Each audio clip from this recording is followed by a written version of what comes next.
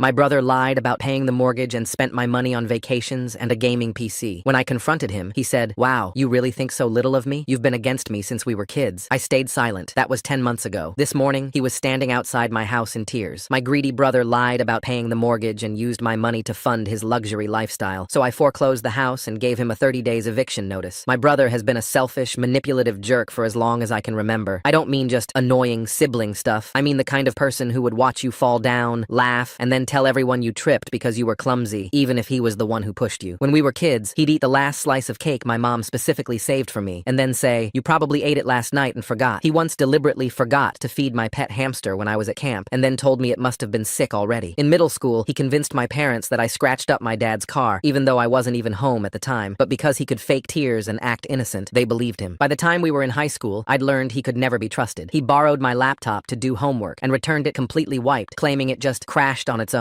My external hard drive with 2 years of school projects was gone forever. He shrugged it off and told me I should have backed it up if it was so important. Fast forward a few years, our parents passed away and we inherited the family home equally. I had a job in another city, so we agreed he would live in the house and we'd split the mortgage and expenses. The plan was simple. I would transfer my half of the mortgage to him each month and he'd make the payment. He swore he was good with bills and that I could relax knowing he had it handled. At first, I believed him. Every time I asked for confirmation, he'd wave his phone and say something like, "Paid yesterday," or "Don't worry, I got it covered." He even mocked me for hovering over him about money, saying I had control issues and should learn to trust family. Then I started noticing red flags. The lawn was overgrown, small repairs never got fixed, and the mailbox was stuffed with unopened envelopes from the bank. When I asked, he brushed it off as duplicate statements or junk mail. The truth hit me like a punch in the gut when I got a letter from the bank. The mortgage was 5 months past due, and foreclosure proceedings were about to start. I called him immediately. He sounded irritated, not apologetic. "Relax," he said. "It's just a clerical error. I'll handle it." I demanded proof of payment. That's when the gaslighting started. "Wow, you really think so little of me? You've been against me since we were kids. You always assume the worst." I didn't argue. I went straight to the bank myself. Sure enough, he hadn't paid a cent in months. My half of the mortgage? He'd been using it for vacations, fancy dinners, a new gaming PC, and God knows what else. My money was gone. Here's where karma stepped in. Since the mortgage was in both our names, I had every legal right to deal with the bank. I asked a very specific question. Could I pay off the remaining balance, settle the overdue payments, and have the deed transferred into my name alone? The answer was yes. I drained a big chunk of my savings, paid everything off, and signed the paperwork making me the sole owner. Then I waited for the official documents to arrive before making my move. I drove to the house, walked in, and found him lounging on the couch with his headset on, yelling at a video game. I dropped the envelope on the coffee table. "What's this?" he asked without looking away from the screen. "That's your 30-day notice to vacate." He laughed. "You can't kick me out. It's my house too." "Not anymore," I said. "You stopped paying your share. I bought out the mortgage. It's mine now." He went pale. Then he tried guilt-tripping me. "You're seriously going to make me homeless over a few months of missed payments? You've always been heartless." I told him, "This isn't a few months. You stole from me. You lied to me. You let the bank almost take the house. You're lucky I'm giving you 30 days. He tried threatening to sue. He tried crying. He tried calling relatives to talk some sense into me. But the paperwork was ironclad. He had no leg to stand on. 30 days later, I stood on the porch while he loaded his things into a friend's car. He muttered, "You've always thought you were better than me." I smiled and said, "No, I just think I'm better at paying bills." He's been couch hopping ever since. From what I hear, he's burning bridges faster than he can build them. I don't feel sorry for him. This is the first time in his life he's faced real consequences for treating people like garbage. Every time I sit in my living room,